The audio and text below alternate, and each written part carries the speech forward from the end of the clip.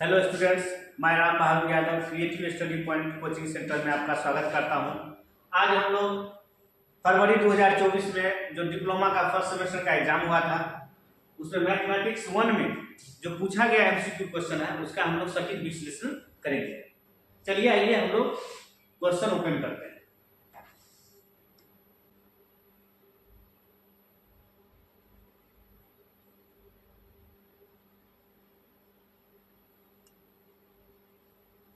ये आपके सामने 2023 बोर्ड परीक्षा में पूछे गए प्रश्न है। इसमें टोटल 20 क्वेश्चन होते हैं। प्रत्येक क्वेश्चन का मार्क्स ऑब्जेक्टिव का जो मार्क्स होते हैं वो 1 होता है। चलिए हम लोग क्वेश्चन नंबर 1 करेंगे। क्वेश्चन नंबर 1 का है number of terms in the expansion of 2x + 3y to the power 4। 2x + 3y to the power 4 जो है उसमें टोटल नंबर ऑफ टर्म्स की संख्या कितना है। तो हम लोग जानते हैं कि अगर कोई बाइनोमियल एक्सपेंशन दिया हुआ a + b to the power n, उसका टोटल नंबर ऑफ टर्म्स की संख्या n + 1 होता है। तो यहाँ पर भी 2x + 3y to the power 4 है। इसमें टोटल नंबर ऑफ टर्म्स की संख्या जो हो जाएगा 4 + 1 = 5। दैट मींस इसका जो करेक्ट ऑप्शन हो जाएगा, ये करेक्ट ऑप्शन हो क्या हो जाएगा आपका 5 हो जाएगा। तो ऑप्शन नंबर कौन सा 5 है? ऑप्शन नंबर हम देखेंगे 8 है, 3 है, 6 है और 5 है। That means option number D आपका करेक्ट आंसर नंबर 1 कि आपका जो टोटल नंबर ऑफ टर्म्स की संख्या जो होगा 2x + 3y to the power 4 binomial expansion में वो कितना होगा 5 होगा। चलिए हम लोग अब क्वेश्चन नंबर 2 करेंगे। ये जो कह रहा है कि इफ nc12 = nc8 है तो n का मान कह रहा है कितना होगा। कि क्या दिया हुआ है nc12 अब हम लोग क्वेश्चन नंबर 2 करेंगे। nc12 = nc8 है, उसमें n का वैल्यू पूछ रहा है। nc12 कितना दिया हुआ है nc8 दिया हुआ है। यहां से हम लोग वैल्यू पूछा जा रहा है कि n का वैल्यू क्या होगा।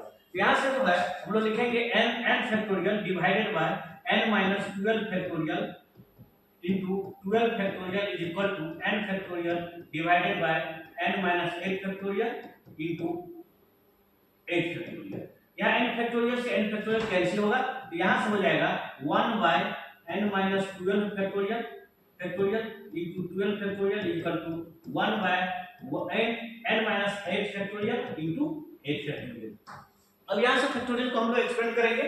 यहाँ से हो जाएगा 1/n - 12 factorial into 12 factorial 12 into 11 into 10 into 9 into 8 factorial तक जाएंगे और इसको करेंगे हम 1/n - 8 n - 9 n - 10 n - 11 और n - 12 फैक्टोरियल रहने देंगे और ये 8 फैक्टोरियल हो जाएगा।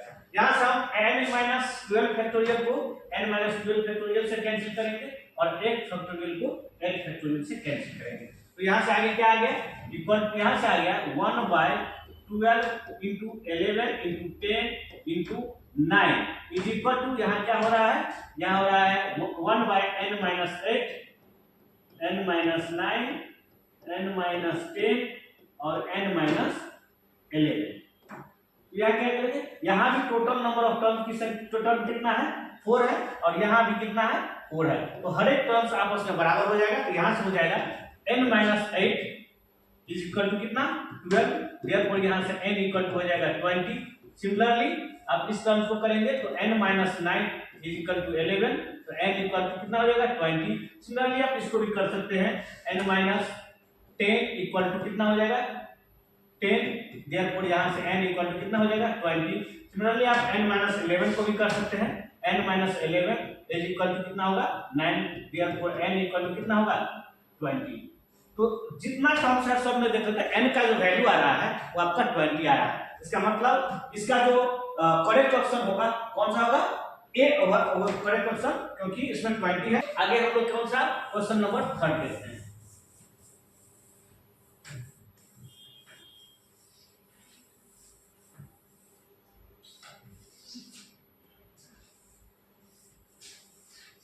क्वेश्चन नंबर 3 में कह रहा है कि इफ NPR = 840 एंड NCR = 35 दिया हुआ है तो R का वैल्यू क्या होगा। तो यहां से दिया हुआ है NPR is equal to 840 and NCR दिया हुआ है 35। तो आप जानते हैं कि इसको जो है, ये आपका परम्यूटेशन में दिया हुआ है और ये आपका क्या है, C4 कॉम्बिनेशन होता है। यहां से उसको हम लिख सकते हैं 840 को 24 into 35 लिख सकते हैं, जो कि बराबर होगा 840 के बराबर होगा। तो हम लोग देखते हैं कि यहाँ से NCR किसके बराबर है, 35 के बराबर है। तो उसको हम आगे लिख सकते हैं NPR is equal to 24 into 35 किसके बराबर है, NCR के बराबर है, NCR। अब यहां से हम क्या करेंगे, इस परम्यूटेशन को एक्सपेंड करेंगे। ये परम्यूटेशन को जब एक्सपेंड करेंगे तो क्या हो जाएगा, n factorial divided by n minus r equal to 24 into n factorial divided by n minus r factorial और इनटू r। तो यहां से n कैंसिल होगा, यहां से n माइनस r से n minus r factorial cancel होगा, तो यहां से हो जाएगा दैट इक्वल्स होगा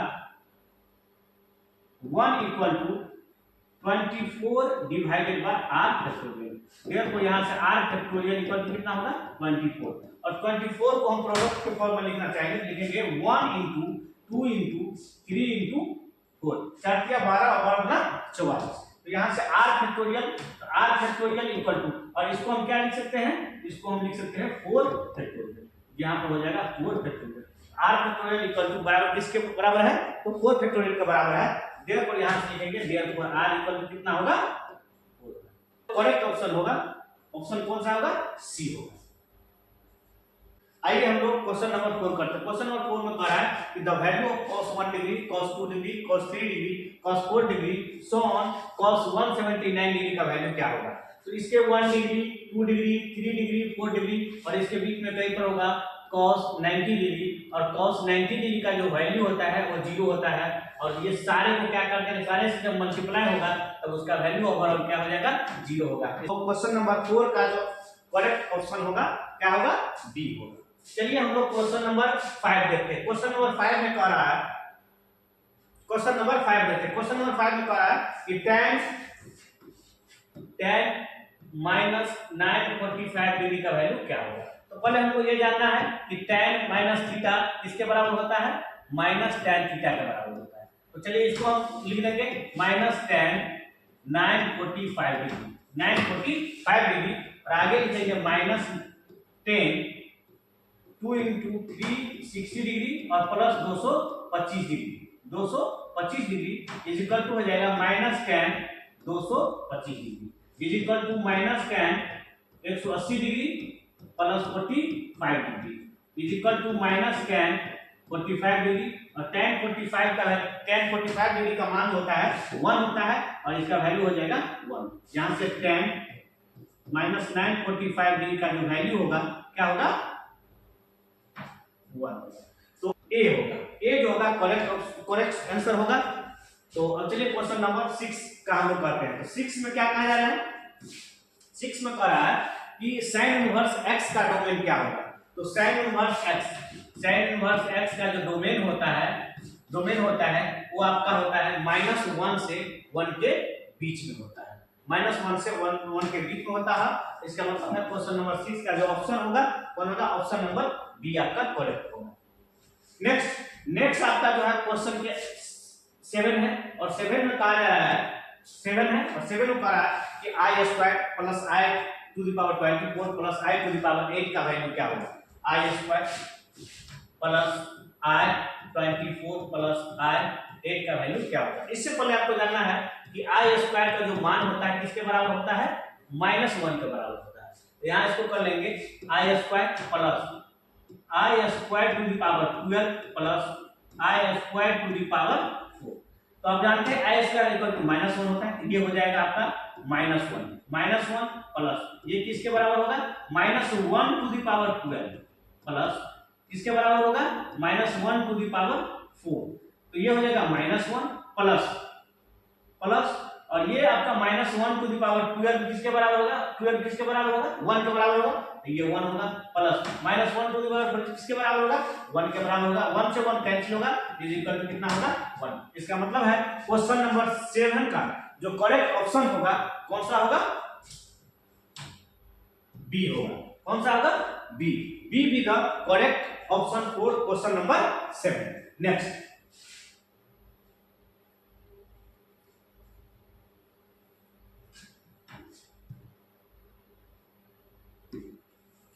है क्वेश्चन नंबर 8। क्वेश्चन नंबर 8 में एक मैट्रिक्स दिया हुआ है जो आपका स्केलर मैट्रिक्स है। ये जो है आपका कौन सा मैट्रिक्स है? ये आपका स्केलर मैट्रिक्स है। इसमें एक मैट्रिक्स दिया हुआ है a इक्वल टू दिया हुआ है 2 0 0 0 2 0 0 0 और वैल्यू का रहा है वैल्यू a5 का क्या होगा? क्योंकि मैट्रिक्स हम लोग का क्या है, मैट्रिक्स एक फंक्शन होता है, उसका एक यूनिक वैल्यू नहीं होता है, डिटरमिनेंट का एक यूनिक वैल्यू होता है। यहाँ से हम लोग a5 को इन टर्म्स ऑफ मैट्रिक्स ही निकालेंगे। यहाँ से पहले हम निकालेंगे a स्क्वायर क्या हो जाएगा? a इंटू a, तो ये हो जाएगा आपका 2 0 0 0 2 0 0 0 और यहाँ से होगा 2 0 0 0 2 0 0 0। इसको जब हम मल्टीप्लिकेशन करेंगे तो ये हो जाएगा 4 0 0 0 4 0 0 0 4। ये आपका a स्क्वायर आएगा। सिमिलरली a क्यूब करेंगे तो a क्यूब आपका a square into a square आपको 4 0 0 0 4 0 0 0 4 है और a हम a से मल्टीप्लाई कर देंगे तो ये हो जाएगा 2 0 0 0 2 0 0 0 2 और जब गुना करेंगे तो ये हो जाएगा 8 0 0 0 0 0 8 0 0 0। ये आपका आ जाएगा इसका मतलब है दुगुना होते जा रहा है। तो जब a5 निकालेंगे, जब a4 निकालेंगे तो ये आपका हो जाएगा 16 0 0 0 16 0 0 0 16। ये आपका मैट्रिक्स हो जाएगा। फिर अगेन जब a5 निकालेंगे तब ये हो जाएगा 2 से फिर गुना हो जाएगा, ये हो जाएगा 32 0 0 0 32 0 0 0 30 30। यहां से देख रहे हैं a5 तो हमको आ गया मैट्रिक्स के फॉर्म में, बट यहां पर ऑप्शन दिया हुआ है मैट्रिक्स के फॉर्म में, तो इसको हम लिखेंगे यहां से क्या करेंगे 32 कॉमन ले लेंगे। 32 सारे में से कॉमन आएगा, सारे एलिमेंट से, तो ये हो जाएगा 32 1 0 0 0 1 0 0 0 1। और ये जो है एक आइडेंटिटी मैट्रिक्स है जिसको हम क्या से डिनोट करते हैं? ऐसे। यहाँ यहाँ से हो जाएगा a5 इज इक्वल टू कितना? 32 आया। ऑप्शन किसमें 32 आया है? तो आप देख रहे हैं option D with the correct answer. Option D with the correct answer. चलिए नेक्स्ट क्वेश्चन कह रहा है the value of x for which matrix इतना इज सिंगुलर मैट्रिक्स। किसी भी मैट्रिक्स को सिंगुलर होने के लिए उस मैट्रिक्स का डिटरमिनेंट 0 होना जरूरी है। तो चलिए यहां से एक मैट्रिक्स दिया हुआ a = 9 x - 6 3x। इसका डिटरमिनेंट हमको 0 करना है। 9 x - 6 3 और x = 0। ये हो जाएगा 9x, ये हो जाएगा -3 × x - 6 = 0। 9x - 3x + 80 = 0। ये हो जाएगा 6x = -80, therefore x कितना होगा? -3। इस मैट्रिक्स को सिंगुलर मैट्रिक्स होने के लिए x का मान -3 होना होगा। इसीलिए इस क्वेश्चन का जो करेक्ट ऑप्शन होगा कौन सा होगा? Option A with the correct answer. क्या है कि z कितना? देन मॉडुलस ऑफ z का कैलकुलेट करने। ये कॉम्प्लेक्स नंबर का प्रॉब्लम है। z दिया हुआ है 4 + 3i, 4 + 3i। इसका मॉडुलस निकालना है z का। ये हो जाएगा square root of real part का स्क्वायर हो जाएगा और इमेजिनरी का पार्ट का जो कोएफिशिएंट है उसका स्क्वायर हो जाएगा। दैट मींस 4 स्क्वायर हो जाएगा प्लस 3 स्क्वायर हो जाएगा = 16 + 9 हो जाएगा, जो किसके बराबर होगा? 25 के बराबर होगा स्क्वायर रूट में, जो बराबर होगा फाइनली आपका 5। इसका मतलब है मॉडुलस ऑफ z जो है किसके बराबर होगा? 5 के बराबर होगा। तो ऑप्शन क्वेश्चन जो 10 है उसका जो करेक्ट ऑप्शन होगा कौन सा होगा? Option number C with the correct answer for question 10। Next,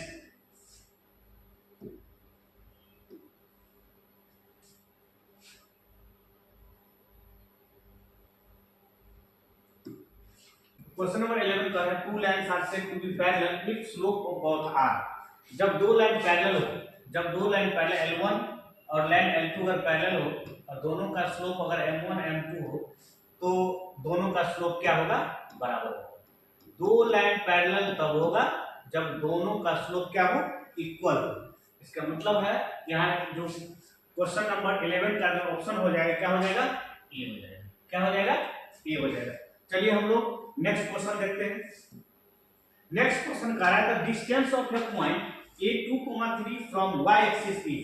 एक पॉइंट है 2, 3, एक पॉइंट है 2, 3, तो ये y एक्सिस से कितना दूर का है?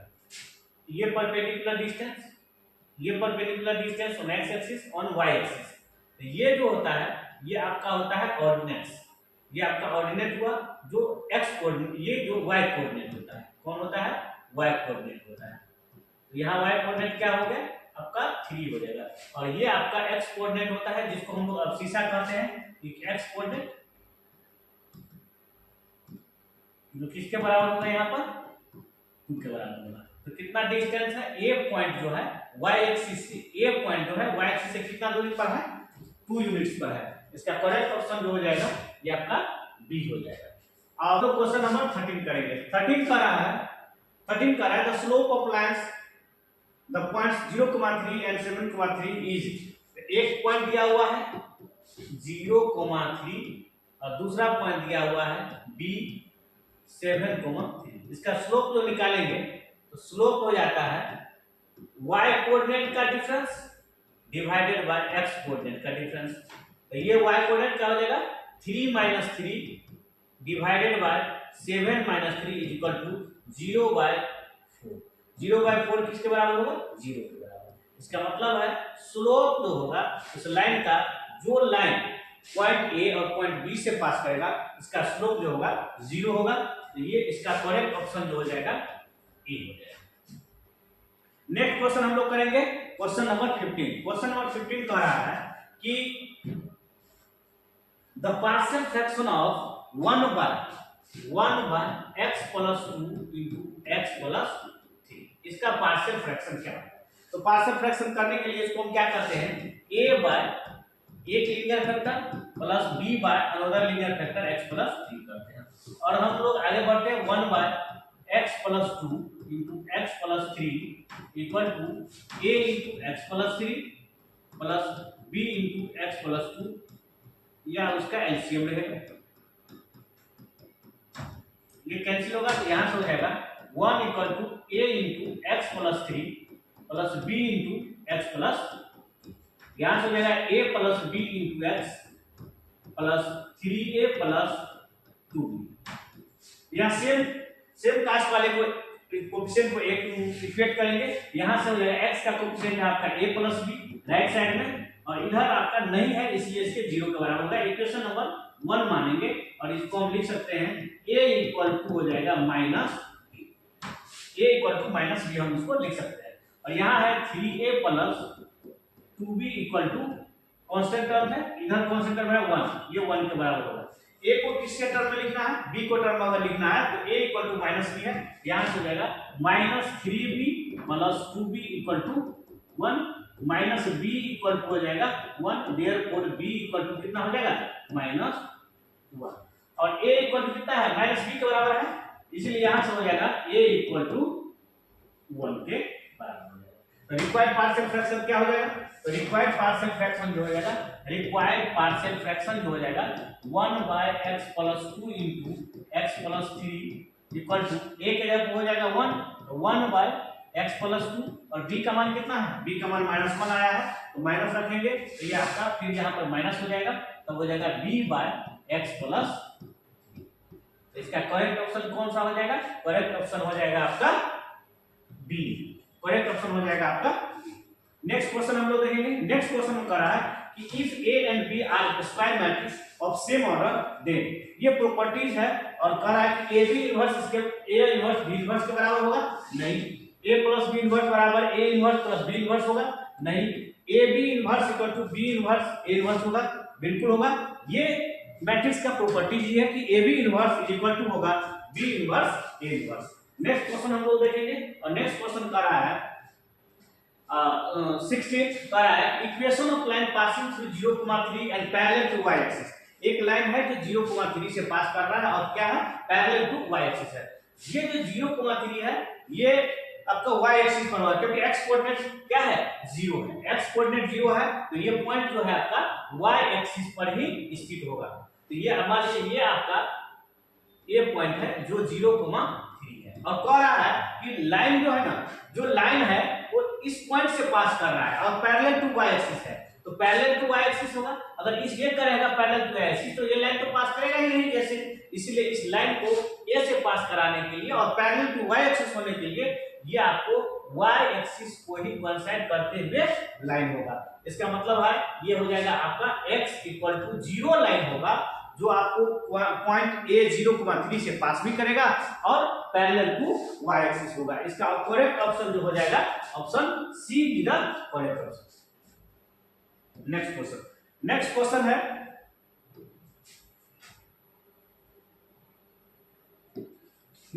है कि 1 plus tan x into 1 plus tan y equal to 2 है, देन x प्लस y का वैल्यू क्या होगा? तो 1 plus tan x into 1 plus tan y equal to 2 दिया हुआ है और x प्लस y का मान हमको पूछ रहा है, x प्लस y का वैल्यू क्या होगा? तो यहां से मल्टीप्लिकेशन कर देंगे तो ये हो जाएगा 1 plus tan y plus tan x plus tan x into tan y equal to 2। यहां से हो जाएगा, इसको हम क्या करेंगे, लिखेंगे tan x plus tan y और ये 1 को हम अगर हम राइट साइड लेके जाएंगे और ये tan x into tan y होगा और इस 1 को हम क्या करेंगे, राइट साइड लेके जाएंगे तो 2 - 1 1 के बराबर हो जाएगा। अब इधर होगा tan x plus tan y is equal to 1 minus, ये हम राइट साइड ले जाएंगे तो 1 minus tan x into tan y। देखो यहां से होगा tan x plus tan y और ये टोटल को क्या करेंगे, उसके डिवीजन में लाएंगे 1 minus tan x into tan y इसको कितना होगा, 1 होगा। यहां से हो जाएगा ये आपका tan x plus tan y divided by 1 minus tan x into tan y। ये फार्मूला होता है tan x प्लस y का। tan x plus y equal to कितना होगा, 1 होगा। जब आपको ये tan x plus y equal to 1 हुआ, देयरफॉर यहां से हो जाएगा x plus y is equal to tan inverse 1 और tan इनवर्स 1 जो होता है, tan इनवर्स 1 जो होता है ये किसके बराबर होता है, पाई बाय 4 के बराबर होता है। तो x प्लस y का वैल्यू क्या होगा, पाई बाय 4 होगा। तो अब क्वेश्चन नंबर 17 का जो करेक्ट ऑप्शन हो जाएगा, करेक्ट ऑप्शन कौन सा होगा, सी, पाई बाय 4। नेक्स्ट क्वेश्चन हम लोग देखेंगे।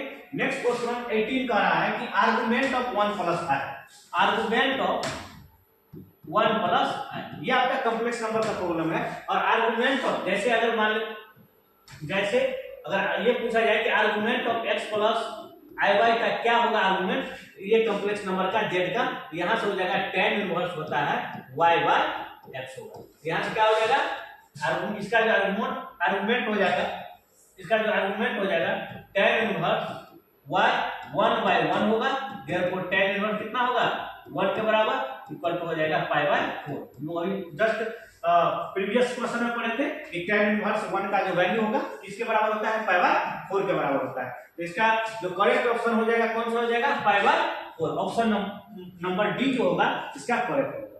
नेक्स्ट अब हम लोग देखेंगे क्वेश्चन नंबर 19 देखेंगे। 19 में करेगा find the radius of the circle x² + y² + 2x - 4y + 1 = 0 का रेडियस क्या होगा।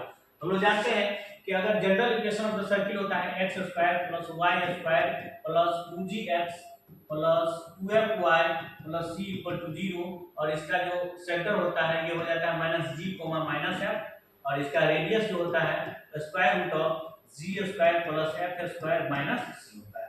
या इसका जो सेंटर हो जाएगा, क्या सेंटर हो जाएगा, सेंटर हो जाएगा -1, 2 हो जाएगा और c कितना है 1 के बराबर है। तो यहाँ से इसका फॉर्मूला हो जाएगा r equal to root under g square minus 1 का स्क्वायर प्लस 2 स्क्वायर और माइनस c किसके बराबर है माइनस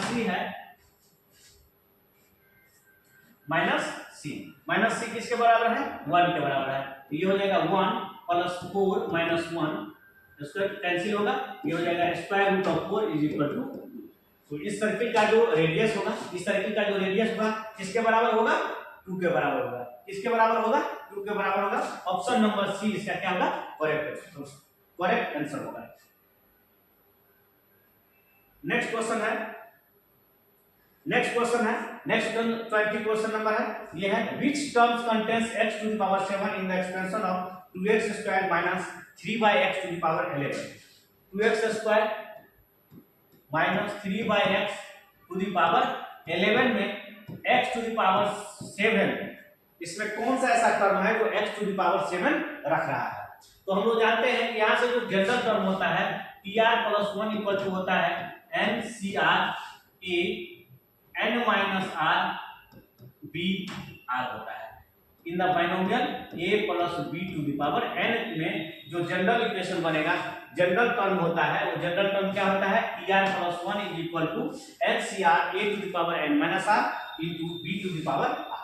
इसका जो जनरल बनेगा क्या बनेगा pr + 1 is equal to n का वैल्यू कितना है 11 cr a कितना है 2x square to the power 11 minus r और b कितना है -3x to the power r। इसको हम आगे कर लेंगे 11 cr into 2 to the power 11 minus r into x to the power 22 minus 2r into -3 to the power r divided by x to the power r। और ये इसको हम x को एक साथ करेंगे तो बेस समान है डिवीजन में है तो क्या हो जाएगा घट जाएगा। तो ये हो जाएगा 11 cr 2 to the power 11 minus r into x to the power 22 minus 2r और minus r कितना हो जाएगा 3r into minus 3 to the power r। और ये आपका जनरल टर्म कितना आ गया जनरल टर्म आपको आ गया tr + 1 जो आ गया ये आ गया 11 cr 2 to the power 11 minus r into x to the power 22 minus 3r into minus 3 to the power r। और हमको टर्म्स कौन सा ऐसा टर्म देखना है जिसमें x टू द पावर 7 क्या करता हो कंटेन करता हो। तो इसका मतलब है ये कोई ऐसा टर्म होगा जिसमें 22 माइनस 3r इक्वल टू 7 होगा। तो यहाँ 22 minus 3r equal to 7 minus 3r equal to कितना हो जाएगा तो ये हो जाएगा -22 7 जाएगा -15 माइनस कैंसिल होगा। देयरफॉर यहाँ से r का जो वैल्यू है कितना होगा 3 5 5 और कौन सा टर्म होगा तो यहाँ कौन सा टर्म निकाले हम r + 1x टर्म निकाले हैं। r का मान कितना आ गया 5। इसका मतलब r ये टर्म्स हो जाएगा 1 equal to 11 c5 into 2 to the power 11 minus 5 into x to the power 22 minus 3 r कितना बनेगा 7 into minus 3 to the power 5। तो ये जो है x to the power 7 जो कंटेंस कर रहा है कौन सा टर्म कर रहा है छठा टर्म। 6th टर्म जो है ऐसा टर्म है जिसमें x टू द पावर 7 का x टू द पावर 7 वो कंटेन कर रहा है। इसका करेक्ट ऑप्शन कौन सा हो जाएगा करेक्ट ऑप्शन हो जाएगा आपका A B the correct option for the question number 20। तो थैंक यू। और नेक्स्ट जो है आप लोग के लिए ये मैकेनिक्स का एमसीक्यू क्वेश्चन सुनील सर लेके आएंगे। धन्यवाद। हाँ एक बात और क्रिएटिव स्टडी पॉइंट को लाइक शेयर एंड सब्सक्राइब करना नहीं भूलिएगा जरूर कीजिएगा और बेल आइकन को भी दबा दीजिएगा जिससे आपको नोटिफिकेशन सबसे पहले आपके पास